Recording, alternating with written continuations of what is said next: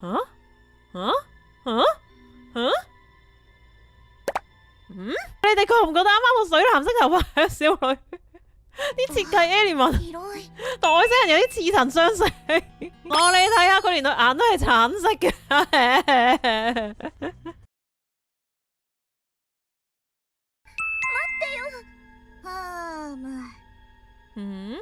一個水藍色頭髮嘅少女興致勃勃咁觀察住兩人。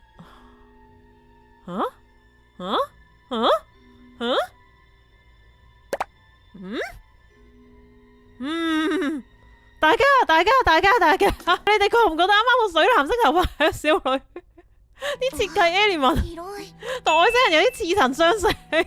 外星人對藍色產品金唔止藍色啊！你見唔見佢左右都有兩條噶？跟住然之後佢有個波提圈，跟住就外星人有隔呢兩個啦。然之後佢又戴帽喎，然之後佢又有個類似披肩嘅嘢喎。我真係即係我本身咧，我諗住啊，即係個個角色都慢慢咁樣去接觸下佢哋啦。咁我都唔知有邊個打邊個啊嘛。但係而家突然之間有個角色令我覺得非常之有親切感，點算好啊 ？Sherry ちゃん。事件があるところに私あり。この名探偵にお任せください。好，名偵探，嗰係藍色係智慧顏色，大家。名探偵？あなたが？冇錯，我就係名偵探。そうですよ。なんせミステリマニアですからね。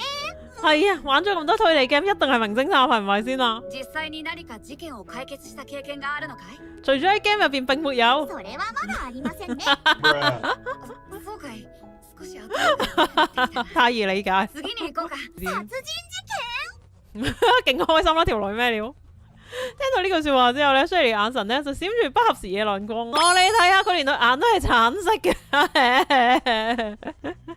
佢好開心啊，係啊，我都好開心。即係你玩呢隻 game 都係想玩魔女審判嘅啫，然之後就哇有得查案啊，太開心啦，冇錯。終於人死啦，開心。你個個玩推理 game 唔係都係咁樣嘅啫咩？講到好似得我一個係咁。663、664、665、666、676啊，相當有嫌疑啊呢個人。夠啦，你班小朋友。火晶之室、水晶之室、地晶之室係乜撚嘢啊 ？OK，裁判庭。